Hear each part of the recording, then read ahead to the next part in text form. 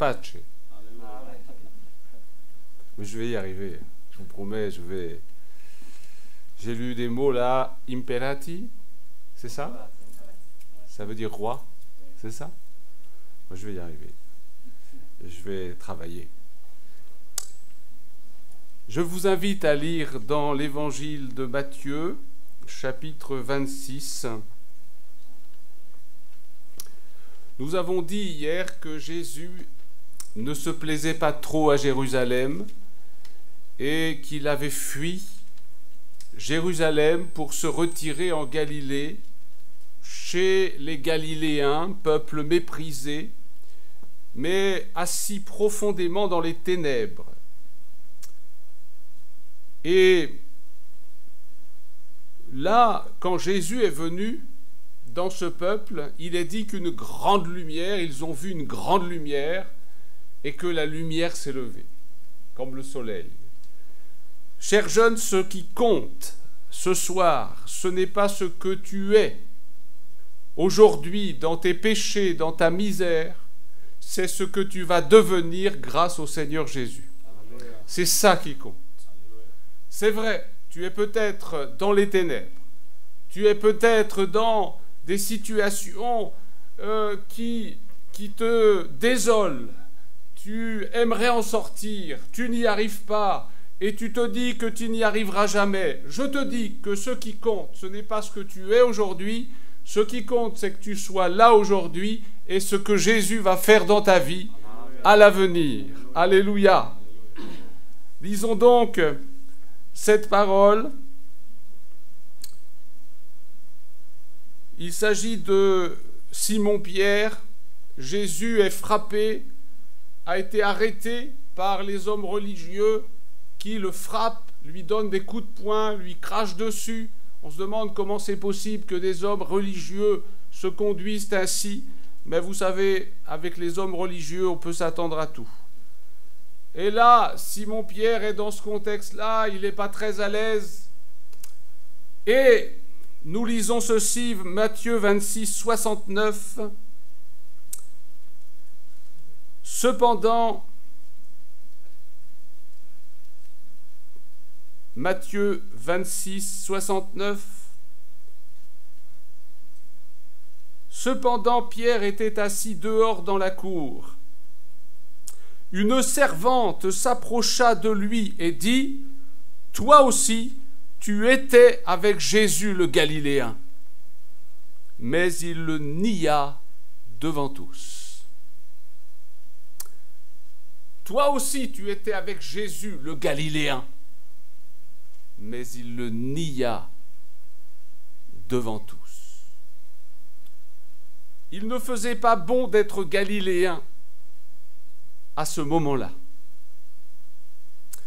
Encore moins d'être avec Jésus, le Galiléen. Ce n'était vraiment pas la meilleure des choses à ce moment-là d'être galiléen et en plus d'être avec Jésus, le Galiléen. Si on voulait s'attirer des problèmes, c'était la meilleure chose qui soit. Mais il est vrai que Jésus a trouvé parmi tous ces Galiléens des hommes, des femmes, pour le suivre, pour croire en lui et pour le servir. Il n'en a pas trouvé vraiment ailleurs, mais parmi les Galiléens, il en a trouvé. Je vous rappelle qu'un jour, il marchait le long de la mer de Galilée. Vous vous souvenez ? Et qu'il y avait là des pêcheurs qui lançaient le filet. Vous vous souvenez? Et qui leur a dit, venez, suivez-moi, et je vous ferai pêcheurs d'hommes. Ce qui compte, ce n'est pas ce que vous êtes là, c'est ce que Jésus va faire de vous. Et ça, c'est passionnant. Parce que ça dure toute la vie. Ce travail du Seigneur dans votre vie, dans votre cœur. Et vous arrivez à 60 ans et vous vous dites, mais le Seigneur a changé ma vie, a changé mon cœur, et il continue de le faire. Alors vous voyez, il avait trouvé beaucoup d'amis en Galilée. Beaucoup d'amis, des hommes et des femmes qui croyaient en lui, qu'il avait appelé. Il n'avait pas beaucoup de capacités. Mais ce n'est pas grave. C'est Jésus qui donne des capacités. Amen. Et justement, il aime bien choisir les gens qui n'ont pas de capacité. Et il va les former, mais il va les former à sa manière. À sa manière à lui. Je voudrais lire avec vous dans 1 Corinthiens, chapitre 2, quelque chose qu'il faut savoir. 1 Corinthiens, chapitre 1er, verset 27. Ça, il faut que vous le sachiez. C'est une constante, c'est toujours comme ça avec le Seigneur. Et ne pensez pas, quand c'est pas comme ça, il faut faire attention. Nous lisons ceci, mais Dieu a choisi les choses folles du monde pour confondre les sages. Dieu a choisi les choses faibles du monde pour confondre les fortes. Et Dieu a choisi les choses viles du monde et celles qu'on méprise, celles qui ne sont point, pour réduire à néant celles qui sont, afin que nulle chair ne se glorifie devant Dieu. Amen. Amen. C'est merveilleux. Parce que si vous dites « je suis un bon à rien », eh bien le Seigneur Jésus va vous choisir. Si vous dites « je n'ai pas de capacité, je n'y arriverai jamais », eh bien le Seigneur va vous choisir. Si vous dites « moi je suis fort, moi je peux le faire, moi je suis capable », le Seigneur ne vous choisira pas. C'est aussi simple que ça. Ça marche toujours comme ça avec le Seigneur. Et le Seigneur est donc allé chercher ses serviteurs, ses disciples, ses amis, notamment en Galilée. Et là, évidemment, on est dans un mauvais moment. En tout cas, je voudrais te dire que le Seigneur n'a pas honte de toi. Peut-être que toi, tu as honte de toi, parce que tu te trouves misérable et minable, même si tu essayes de ne pas le montrer, même si tu essayes de te défendre devant les autres pour paraître fort, toi, au fond de ton cœur, tu te sens minable quand tu rentres chez toi à la maison. Peut-être que toi, tu as honte de toi, mais le Seigneur Jésus n'a pas honte de toi. Le Seigneur Jésus t'aime, le Seigneur Jésus est mort pour toi, et peut-être que cela va te surprendre ce soir. Écoute-moi bien, le Seigneur t'appelle à son service. Le Seigneur t'appelle à le suivre, il va te former à sa manière, et ça va te surprendre parce que, et c'est bien que ça te surprenne, il y a tellement de gens qui disent « moi je suis capable de servir le Seigneur », il y a tellement de gens qui veulent prêcher, qui veulent faire des choses, mais le Seigneur ne cherche pas ces gens-là. En tout cas, le Seigneur Jésus te voit ce soir, il te voit dans ton sentiment de misère, d'incapacité, tu as des difficultés à t'exprimer, tu as des difficultés à parler, tu as des difficultés à l'école, eh bien le Seigneur Jésus est avec toi et il va t'aider. Et tu verras qu'à la fin, ceux qui avaient des facilités, eh bien tu vas passer devant. Pas pour te dire je suis meilleur, mais parce que le Seigneur sera avec toi. Ce n'est pas grave que tu aies des difficultés. Demande au Seigneur de t'aider. Il va te rendre capable. Il va te rendre capable et il n'a pas honte de toi. De même qu'il n'avait pas honte de ses disciples. Il n'avait pas honte de ces Galiléens. Il était heureux de faire partie de ces Galiléens. Il était heureux qu'on l'appelle le Galiléen. Il était heureux d'avoir ces gens avec lui. Jésus n'a pas honte de toi. Il est mort à ta place sur la croix pour que tu sois appelé enfant de Dieu. Il est mort à ta place pour te présenter devant Dieu comme un trophée et dire à Dieu, regarde, comme il est beau. Mais non, il est minable. Ah non, Dieu dira, c'est vrai qu'il est beau maintenant qu'il est lavé dans ton sang précieux. Maintenant qu'il a été purifié, c'est vrai qu'il est beau. Regarde comme elle est belle. C'est vrai qu'elle est belle. Ah, autrefois, c'est vrai qu'elle était moche.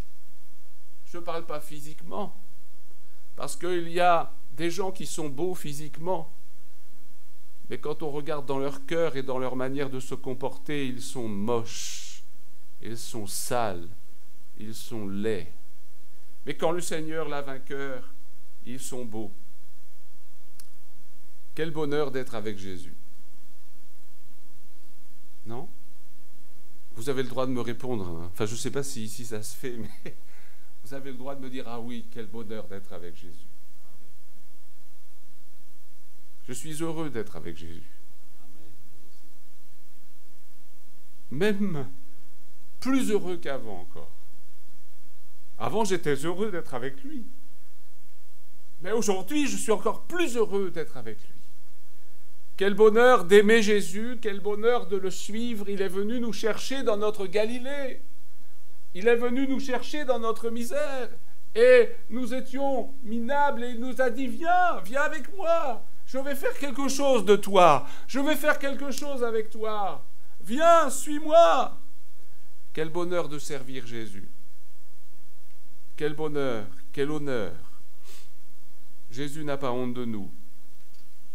Et il dit à son Père, ça c'est mon serviteur, ça c'est ma servante. Et je suis fier d'eux. Ceux qui sont avec Jésus se font facilement reconnaître. Il y a des jeunes chrétiens qui se cachent. Mais ceux qui sont vraiment avec Jésus, ceux qui vivent avec Jésus, ne peuvent pas passer inaperçus, même s'ils n'essaient pas de se montrer. Pourquoi? Parce que ces gens-là, ces jeunes-là ne vivent pas comme les autres. Et ils ne participent pas à la haine et à la méchanceté qu'il y a dans le monde, à la violence. Ils sont différents. Ils ont une manière d'être qui est différente. Et donc le monde les remarque. Et à un moment donné, il y a bien quelqu'un du monde qui dit « Mais toi aussi, tu étais avec Jésus, le Galiléen. » Il y a des gens qui disent « Mais toi aussi, tu suis Jésus. » Et ce n'est pas toujours très gentil quand ils nous le disent, comme si c'était une honte. Le monde fait tout pour nous faire croire, et pour vous faire croire, chers jeunes, que c'est une honte d'aimer Jésus. Le monde a honte de Jésus. Et il fait tout pour vous faire croire que c'est une honte de suivre Jésus. C'est un honneur de suivre Jésus. Parce que Jésus est le Christ, le Fils du Dieu vivant. Et parfois, le monde vient à nous, comme cette servante est venue trouver Simon-Pierre qui ressemblait tellement à Jésus elle s'est dit, mais lui aussi, il était avec Jésus. Elle le reconnaît. Tu étais avec Jésus, le Galiléen. Vous savez, c'est quand même quelque chose de grand d'être avec Jésus quand tout le monde est contre lui. Parce que là, tout le monde est contre lui. Tout le monde est contre Jésus. Et c'est quand même beau et fort. Un jeune qui dit, bien moi, je suis pour Jésus. Même si tout le monde est contre. Même si personne ne l'aime, moi j'aime Jésus. Et c'est quand même quelque chose de formidable pour un jeune, d'avoir le courage, la foi, de dire autour de lui, quand on vient l'interroger, pas toujours gentiment, quand on dit du mal de Jésus et qu'on nous dit, mais toi, t'en penses quoi de Jésus? Et d'oser dire, eh bien, moi, je suis avec Jésus. Moi, j'aime Jésus. Vous me ferez ce que vous voudrez. Mais moi, je suis fier d'appartenir à Jésus. Pour vous, vous dites que c'est une honte, mais pour moi, c'est une fierté parce qu'il a fait tant de choses dans ma vie et qu'il n'a pas eu honte de moi quand il est venu me chercher dans ma misère et qu'il m'a présenté à Dieu avec honneur, avec gloire. Être avec Jésus quand ça va mal. Est-ce que vous savez ce que c'est? Être avec Jésus quand ça va mal. et quand ça peut nous attirer des ennuis. Parce que ça existe aussi, ça, et c'est aussi la vérité.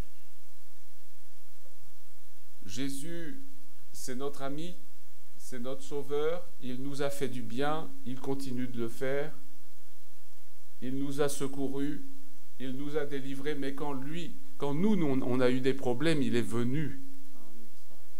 Et il est venu jusqu'à mourir sur la croix. Il a affronté le diable dans le désert, il a souffert la croix. Nous avions des problèmes, nous étions dans nos péchés, dans notre misère, dans notre malheur, et il a eu des problèmes à cause de nous. Mais il les a voulus, parce qu'il nous aimait. Est-ce que quand lui va avoir des problèmes, est-ce que nous serons là? C'est ça qu'il attend. C'est ça qu'il attend. C'est ça, au bout du compte. C'est merveilleux de s'engager avec le Seigneur. C'est merveilleux de le suivre comme ils l'ont fait. C'est merveilleux d'être baptisé. C'est merveilleux d'être appelé par le Seigneur Jésus au service. Quand Jésus dit à Simon-Pierre, viens avec moi, je ferai de toi un pêcheur d'hommes, c'est enthousiasmant, c'est merveilleux, on se dit c'est formidable. Mais le Seigneur, lui, il attend l'épreuve quand ça va aller mal. Est-ce que tu seras toujours avec moi? Vous savez que Simon-Pierre a dit, j'irai avec toi jusqu'en prison et à la mort. Jésus l'a arrêté. Elle lui a dit non. Cette nuit même, tu me renieras 3 fois. Et le coq chantera 2 fois.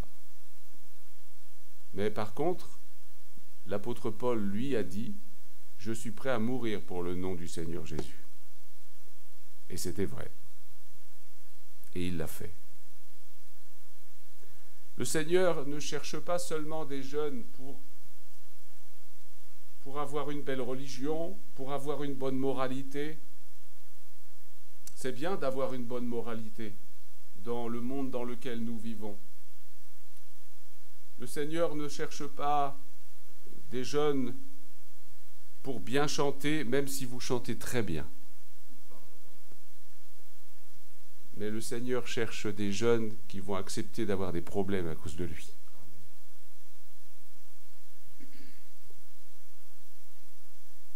Parce que nous avons lu ceci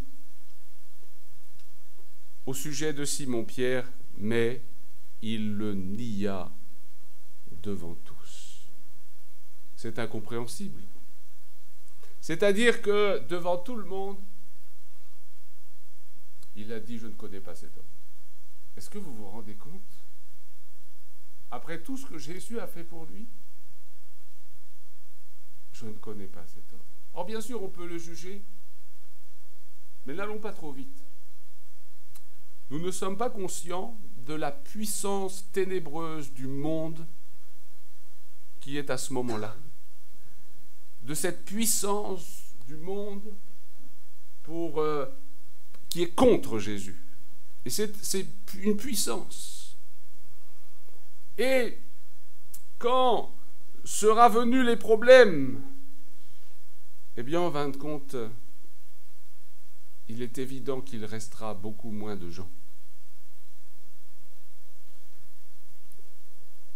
Il ne faut pas vous faire d'illusions. Quand Jésus aura des problèmes, il y aura beaucoup moins de monde.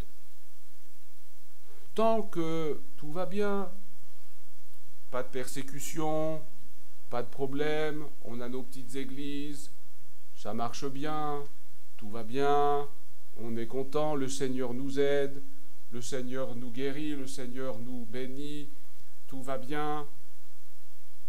Mais je vous le dis, le jour où Jésus aura des problèmes, il y aura beaucoup moins de monde. Mais ce qui est important, c'est est-ce que moi je serai là? Alors évidemment, l'expérience de Pierre, elle nous amène à se dire, mais Seigneur, moi qui suis-je? Je ne suis pas meilleur que Simon-Pierre. Est-ce que j'aurais tenu le coup? Enfin, on se pose tous la question, je suppose. Peut-être que vous vous la posez. Moi, je me l'ai posée, je me la suis posée, je me la pose encore. Je dis, Seigneur, moi, j'aurais fait quoi? déjà, Seigneur, sachant ça, moi, j'y serais pas allé déjà. Mais bon. Et toi? Toi aussi, tu étais avec Jésus, le Galiléen. Toi aussi, tu étais déjà. Alors, je te pose la question à toi, cher jeune, toi aussi. Ce soir, que répondras-tu?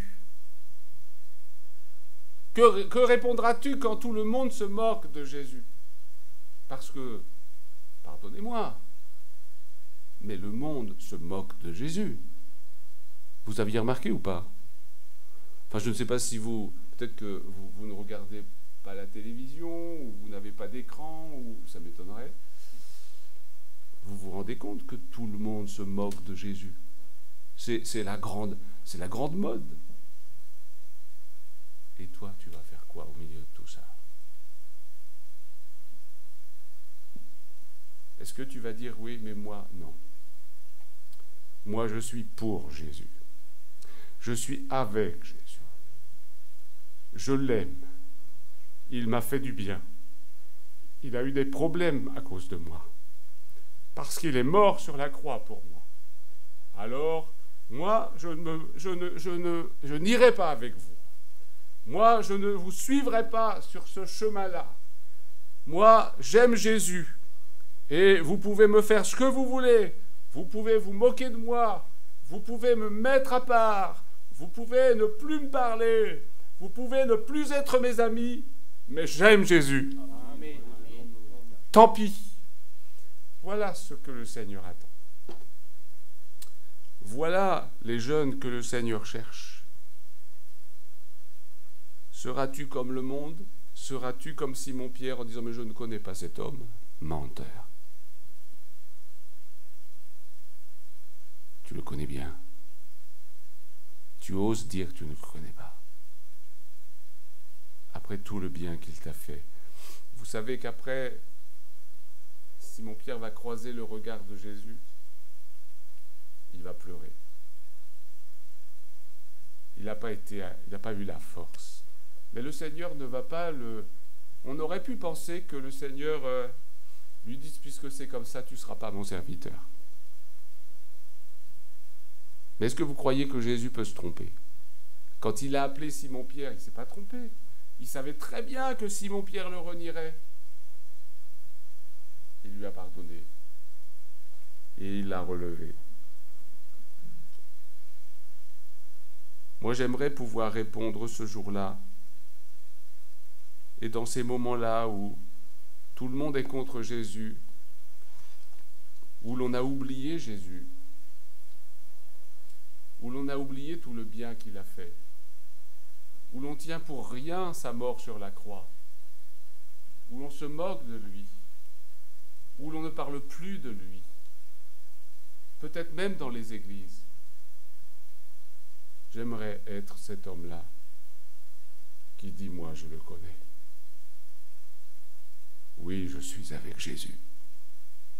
Oui, je suis avec Jésus le Galiléen, parce que c'est un bon maître. Faites de moi ce que vous voudrez. Traitez-moi comme vous voudrez. Traitez-moi comme vous le traitez. Mais moi, je crois en Jésus et je resterai avec lui. Amen. Amen. Prions le Seigneur.